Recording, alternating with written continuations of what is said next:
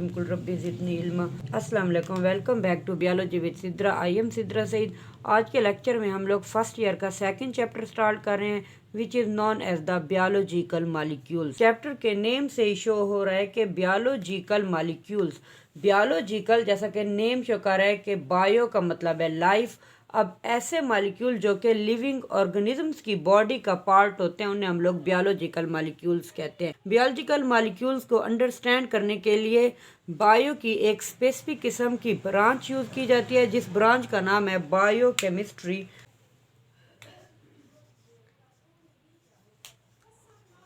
Biochemistry biochemistry किसे कहते हैं? Biochemistry is the branch of biology which deals with the study of chemical components.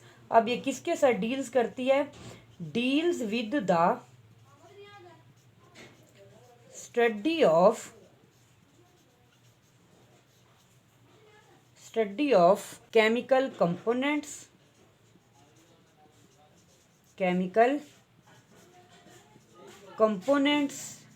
and chemical process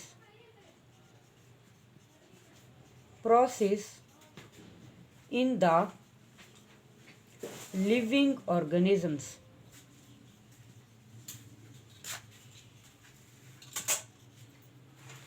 biochemistry bio की वो branch है जो कि केमिकल कंपोनेंट्स के बारे में डील करती है और केमिकल प्रोसेस जो हो रहे होते हैं लिविंग ऑर्गेनिजम्स के अंदर उनको डील करती है। अब ये जो केमिकल कंपोनेंट्स होते हैं वो क्या होते हैं और ये केमिकल प्रोसेस कौन से हो रहे होते हैं लिविंग ऑर्गेनिजम्स के अंदर, इन्हें हम लोग इस लेक्चर के अंदर आगे डिटेल में डिस्कस करते हैं। उसके बाद हम लोग जान लेते हैं एक टर्म है बायो एलिमेंट्स। अब ये बायो एलिमेंट्स क्या होते हैं? अब इसका नेम तो शो कर रहा है बायो एलिमेंट्स। नेम शो कर रहा है कि बायो एलिमेंट्स क्या होते हैं? ऐसे एलिमेंट्स जो कि लिविंग ऑर्गेनिजम्स के अंदर मौजूद होते हैं। बायो का मतलब जैसे कि लाइफ है, तो ऐसे एलिमेंट्स जो कि लिविंग ऑर्गेनिजम्स के अंदर मौजूद होते हैं उन्हें हम लोग बायो एलिमेंट्स कहते हैं। तो नेचर के अंदर तकरीबन टोटल 92 किस्म के नेचुरल एलिमेंट्स अब तक डिस्कवर हो चुके हैं, जिनमें से 16 किस्म के एलिमेंट जिन्हें हम लोग बायो एलिमेंट्स कहते हैं। बायो एलिमेंट्स कहते हैं। 92 किस्म के नेचुरल एलिमेंट्स को डिस्कवर किया जा चुका है, जिनमें से 25 किस्म के जो एलिमेंट्स होते हैं वो लिविंग फॉर्म बनाने में यूज़ हो रहे होते हैं। लेकिन इन 25 किस्म के एलिमेंट्स में से 16 किस्म के जो एलिमेंट्स होते हैं वो बहुत इंपॉर्टेंट होते हैं, जिन्हें हम लोग बायो एलिमेंट्स का नाम दे देते हैं। आउट ऑफ 25 एलिमेंट में से 16 elements are very important bio elements. Very important bio elements जो कि लिविंग ऑर्गेनिजम्स को ऑर्गेनाइज करने के लिए यूज़ हो रहे होते हैं। ये बायो एलिमेंट्स जो लिविंग ऑर्गेनिजम्स के तमाम स्ट्रक्चर होते हैं वो इन बायो एलिमेंट्स से मिलकर बने होते हैं। इन 16 बायो एलिमेंट्स में से जो 6 किस्म के बायो एलिमेंट्स होते हैं उन्हें हम लोग मेजर एलिमेंट्स कहते हैं, मेजर बायो एलिमेंट्स कहते हैं और मेजर बायो एलिमेंट्स कहते हैं। और जो 10 किस्म के होते हैं उन्हें हम लोग माइनर बायो एलिमेंट्स कहते हैं। ये जो 6 किस्म के बायो एलिमेंट्स होते हैं वो हमारी बॉडी का तकरीबन 99% पार्ट बनाने में इन्वॉल्व हो रहे होते हैं। बाकी जो 1% पार्ट होता है वो इन माइनर किस्म के एलिमेंट्स से मिलकर बना होता है। ये मेजर जो 6 किस्म के एलिमेंट्स होते हैं जिनमें carbon, nitrogen, hydrogen, oxygen, calcium and phosphorus वगैरह मौजूद होते हैं। और बाकी जो 10 किस्म के बायो एलिमेंट्स होते हैं जो कि 1% हमारी बॉडी का हिस्सा बना रहे होते हैं उनके अंदर मौजूद होता है potassium, sulphur, chlorine, sodium, magnesium, iron, copper, manganese, zinc and iodine वगैरह जो कि 1% हमारी बॉडी का पार्ट बना रहे होते हैं, जिन्हें हम लोग माइनर बायो एलिमेंट्स कहते हैं। ये बायो एलिमेंट्स मिलकर बियोलॉजिकल कंपाउंड्स बनाते हैं। ये जो बायो एलिमेंट्स होते हैं आपस में आयनिक या कोवलेंट बॉन्ड की मदद से आपस में जुड़ते हैं और क्या बना देते हैं, बियोलॉजिकल मॉलिक्यूल्स बना देते हैं, बियोलॉजिकल कंपाउंड्स बना देते हैं। अब क्या करेंगे कि ये जो बायो एलिमेंट्स होते हैं ये आपस में कंबाइन होते हैं with the help of ionic या कोवलेंट बॉन्ड की मदद से, कोवलेंट बॉन्ड्स की मदद से ये आपस में जुड़ते हैं और क्या बना देते हैं, हमारी बॉडी के जैसे कि कंपाउंड्स होते हैं जिन्हें हम लोग बायो कंपाउंड्स कहते हैं, वो बना देते हैं, यानी कि बियोलॉजिकल मॉलिक्यूल्स बना देते हैं। ये बायो एलिमेंट्स आपस में आयनिक और कोवलेंट बॉन्ड की हेल्प से आपस में जुड़कर बियोलॉजिकल मॉलिक्यूल्स बना देते हैं। उसके बाद हम लोग देख लेते हैं इम्पोर्टेंस ऑफ द बायोकेमिस्ट्री, हमारी बॉडी के लिए कितना इम्पोर्टेंट है। और जैसा कि मैंने बोला कि ये स्पेसिफिक किस्म के केमिकल कंपोनेंट पर मुश्तमिल होती है और उसके साथ साथ जो लिविंग ऑर्गेनिजम्स के अंदर केमिकल प्रोसेस हो रहे होते हैं वो भी बायोकेमिस्ट्री ही डील करती है। तो हम लोग देख लेते हैं importance of biochemistry. Importance of biochemistry, biochemistry के अंदर जैसे कि हम लोग बियोलॉजिकल मॉलिक्यूल्स को डील कर रहे हैं, तो बियोलॉजिकल ये जो मॉलिक्यूल्स होते हैं ये दरअसल हमारे लिविंग ऑर्गेनिजम्स के स्ट्रक्चर को ऑर्गेनाइज करने में हेल्प कर देते हैं, यानी कि बियोलॉजिकल ऑर्गेनाइजेशन के अंदर ये हेल्प कर रहे होते हैं बहुत ज़्यादा।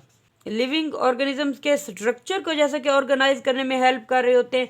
इसके अलावा ये जो बायोकेमिस्ट्री होती है ये बहुत ही ज़रूरी होती है, इम्पॉर्टेंट रोल अदा करती है अंडरस्टैंड करने के लिए anatomy and physiology of the living organism. Living organisms की एनाटॉमी एंड फिजियोलॉजी को अंडरस्टैंड करने के लिए बायोकेमिस्ट्री बहुत इंपॉर्टेंट रोल अदा करती है। और ये एमसीक्यूज में भी पूछा जाता है कि बायोकेमिस्ट्री किन दो ब्रांचेस के अंदर, बायो की किन दो ब्रांचेस के अंदर इंपॉर्टेंट रोल अदा करती है। तो आप लोग ये हाईलाइट कर लें कि बायोकेमिस्ट्री एनाटॉमी और फिजियोलॉजी को अंडरस्टैंड करने में बहुत ज़्यादा इंपॉर्टेंट रोल अदा करती है। एनाटॉमी के अंदर जैसे कि हम लोग लिविंग ऑर्गेनिजम्स के इंटरनल स्ट्रक्चर के बारे में डील करती है, ये बायो की वो ब्रांच है। और फिजियोलॉजी जैसे कि बायो की वो ब्रांच है जो कि लिविंग ऑर्गेनिजम्स के डिफरेंट स्ट्रक्चर के फंक्शंस को अंडरस्टैंड करने में हेल्प कर रही होती है।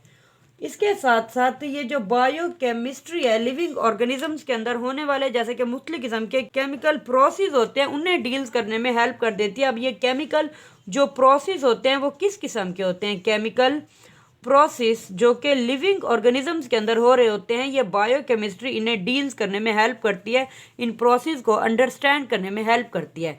अब ये किस किस्म के प्रोसेस होते हैं, जैसा कि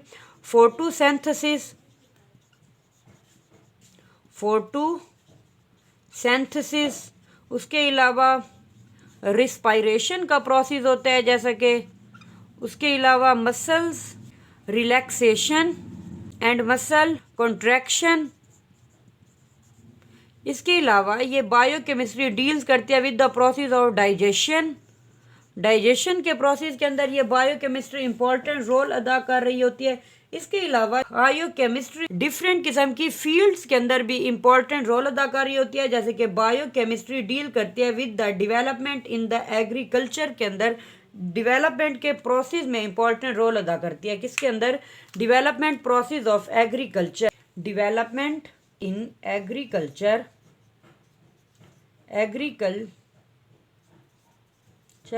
उसके बाद ये इंपॉर्टेंट रोल अदा करती है इन द फार्माक्यूटिकल इंडस्ट्रीज के अंदर, फार्माक्यूटिकल इंडस्ट्रीज के अंदर।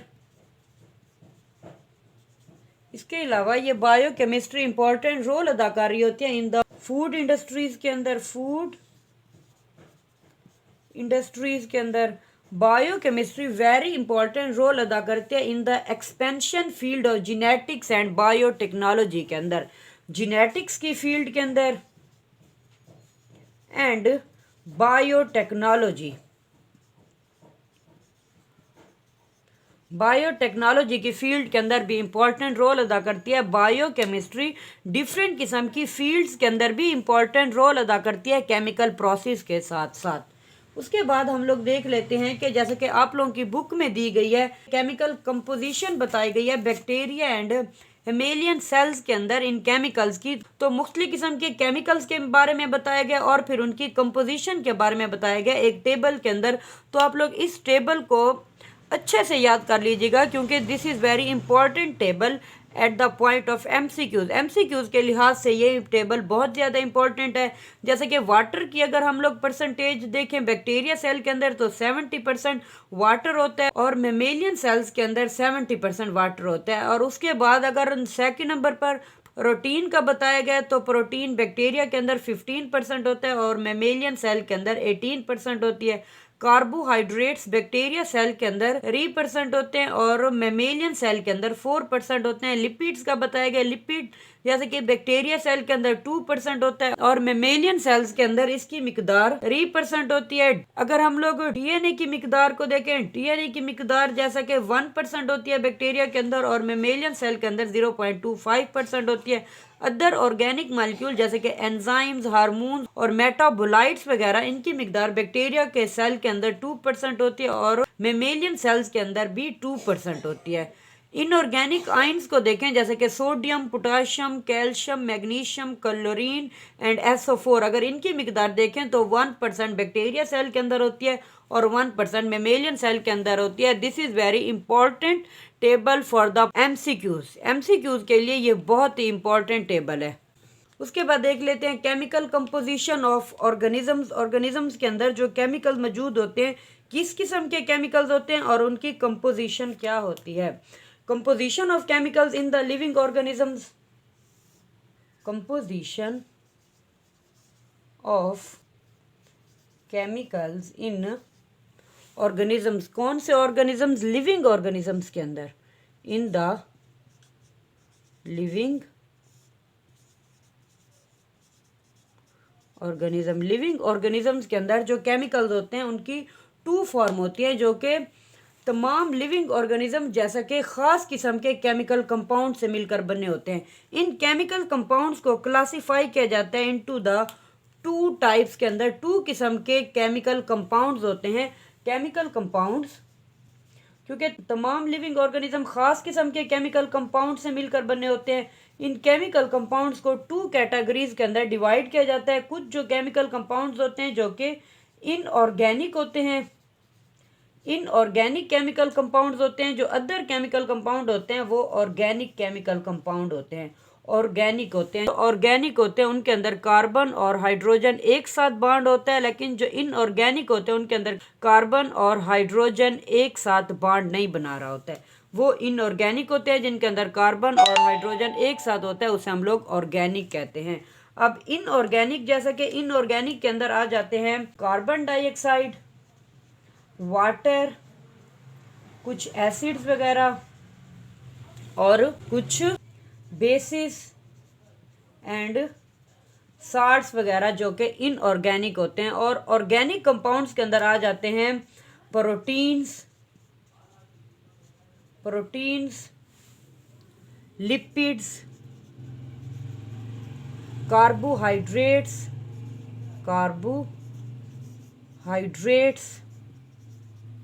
एंड न्यूक्लिक एसिड वगैरह जो कि ऑर्गेनिक नेचर होते हैं। और ये लिविंग ऑर्गेनिजम्स के कंपोजिशन के अंदर जो केमिकल कंपोजिशन होती है उसके अंदर इंपॉर्टेंट रोल अदा कर रहे होते हैं और लिविंग ऑर्गेनिजम्स के अंदर इनका एक इंपॉर्टेंट रोल होता है।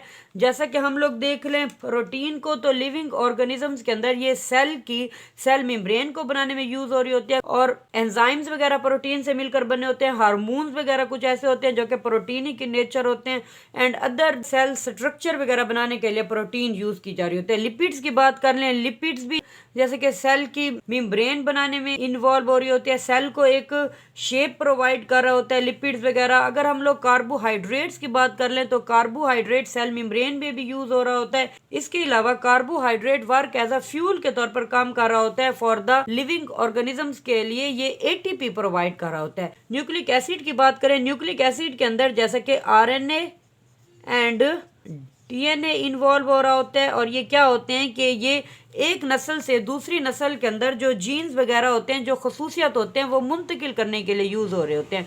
उसके अलावा ये जो आरएनए होता है ये प्रोटीन बनाने में भी इन्वॉल्व हो रहा होता है।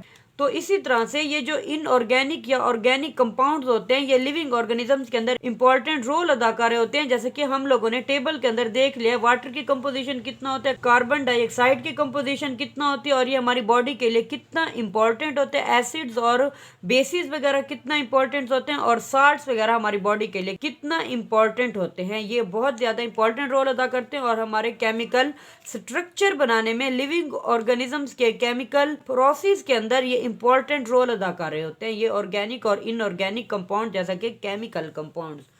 इसके बाद हम लोग डिस्कस कर लेते हैं मेटाबॉलिज्म। मेटाबॉलिज्म, अब ये मेटाबॉलिज्म किसे कहते हैं? Metabolism all the reaction taking place in the cells are called collectively called metabolism.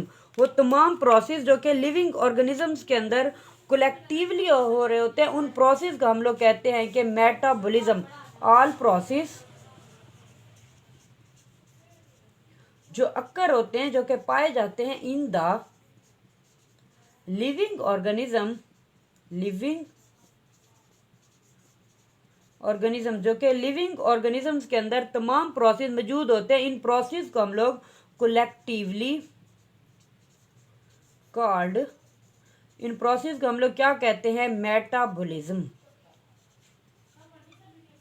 Metabolism कहते हैं इन प्रोसेस को कलेक्टिवली। अब इस मेटाबॉलिज्म को मजीद 2 कैटेगरीज के अंदर डिवाइड किया जाता है। एक कैटेगरी का नाम होता है कैटाबॉलिज्म और दूसरी का नाम होता है एनाबॉलिज्म। 2 कैटेगरीज जैसा कि कैटाबॉलिज्म एंड एनाबॉलिज्म। कैटाबॉलिज्म और एनाबॉलिज्म 2 कैटेगरीज के अंदर इसे डिवाइड किया जाता है। कैटाबॉलिज्म जैसे कि इसका नाम शोकार है, जो वर्ड कैटा निकले है ये निकले काटने से, तो इसका नाम शोकार है कि कैटाबॉलिज्म। इसके अंदर क्या किया जाता है कि लार्ज जो मॉलिक्यूल्स होते हैं उन्हें ब्रेक डाउन किया जाता है इनटू द स्मॉलर मॉलिक्यूल्स के अंदर। कैटाबॉलिज्म एक ऐसा प्रोसेस है जिसमें लार्ज मॉलिक्यूल्स को ब्रेक डाउन किया जाता है into the smaller molecule. Large molecules उन्हें क्या किया जाता है? ब्रेक किया जाता है, break into smaller molecules. Large molecules को ब्रेक किया जाता है इनटू द स्मॉलर मॉलिक्यूल्स के अंदर इन द कैटाबॉलिज्म के प्रोसेस के अंदर। और कैटाबॉलिज्म प्रोसेस के अंदर क्या होता है कि एनर्जी रिलीज होती है। इस कैटाबॉलिज्म प्रोसेस के अंदर एनर्जी क्या होती है? एनर्जी रिलीज होती है। एनर्जी किस फॉर्म के अंदर होती है? एनर्जी एटीपी की शक्ल में मौजूद होती है जो कि रिलीज हो रही होती है इन द कैटाबॉलिज्म। कैटाबॉलिज्म की जो सबसे बेस्ट एग्जांपल है वो है एज अ रिस्पायरेशन। इसकी एग्जांपल क्या है? रिस्पायरेशन। रिस्पायरेशन में क्या होता है कि जैसे कि हम लोग जानते हैं कि ग्लूकोज मॉलिक्यूल को ब्रेक डाउन किया जाता है C6H12O6, इसे ब्रेक किया जाता है इनटू द वाटर के अंदर और कार्बन डाइऑक्साइड के अंदर एटीपी को प्रोड्यूस किया जाता है। इस प्रोसेस से रिस्पायरेशन कैटाबॉलिज्म की एक बेस्ट एग्जांपल है। उसके बाद हम लोग देख लेते हैं एनाबॉलिज्म को। एनाबॉलिज्म बिल्कुल कैटाबॉलिज्म का उलट होता है। एनाबॉलिज्म का क्या मतलब होता है कि चीज़ों को जोड़ा जाता है आपस में। एनाबॉलिज्म एक ऐसा प्रोसेस होता है जिसके अंदर स्मॉल मॉलिक्यूल्स आपस में कंबाइन होकर लार्ज मॉलिक्यूल बना देते हैं। यहाँ पर क्या होगा? स्मॉल मॉलिक्यूल्स क्या होगा? आपस में ज्वाइन होंगे और क्या बना देंगे? Large molecules. लार्ज मॉलिक्यूल्स बनेंगे इन द एनाबॉलिज्म प्रोसेस के अंदर। इस प्रोसेस के अंदर जैसे कि एनर्जी रिलीज हो रही थी कैटाबॉलिज्म के अंदर, इस प्रोसेस के अंदर क्या होगी कि एनर्जी यूज होगी, यानी कि एनर्जी की नीड होगी इस एनाबॉलिज्म के प्रोसेस के अंदर। इस प्रोसेस के अंदर रिस्पायरेशन होती है। तो एनाबोलिज्म के अंदर क्या होती है, इसकी बेस्ट एग्जांपल है फोटोसिंथेसिस। फोटोसिंथेसिस एनाबोलिज्म की बेस्ट एग्जांपल है फोटोसिंथेसिस।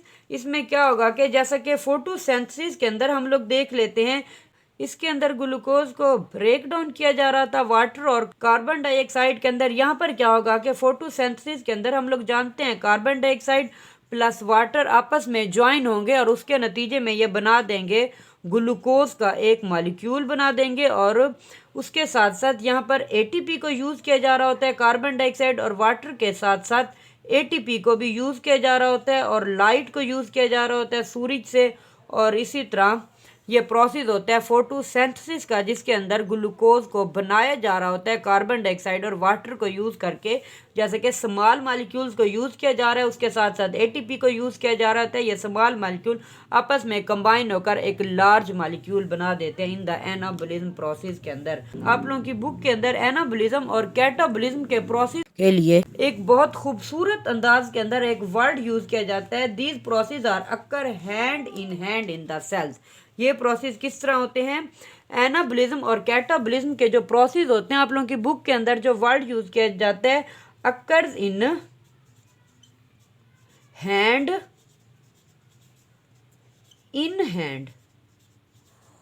इन द सेल्स के अंदर ये हैंड इन हैंड का मतलब है कि कैटाबोलिज्म एनाबोलिज्म के बगैर अधूरा है और एनाबोलिज्म कैटाबोलिज्म के बगैर अधूरा है। जैसा कि अगर हम लोग एनाबोलिज्म को देखें तो एनाबोलिज्म के अंदर स्मॉल मॉलिक्यूल्स आपस में कंबाइन होकर एक लार्ज मॉलिक्यूल बना रहे थे।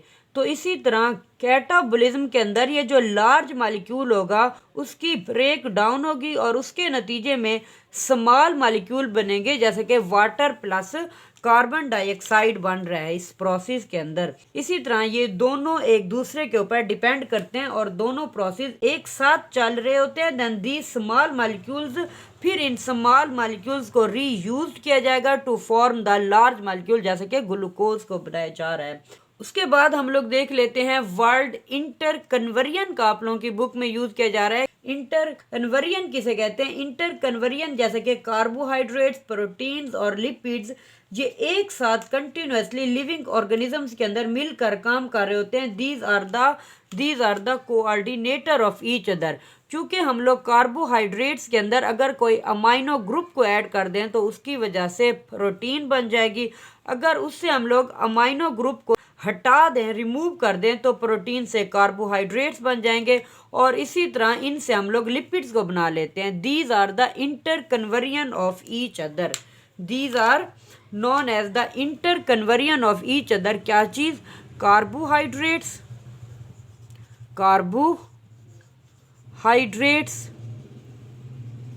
Lipids and proteins.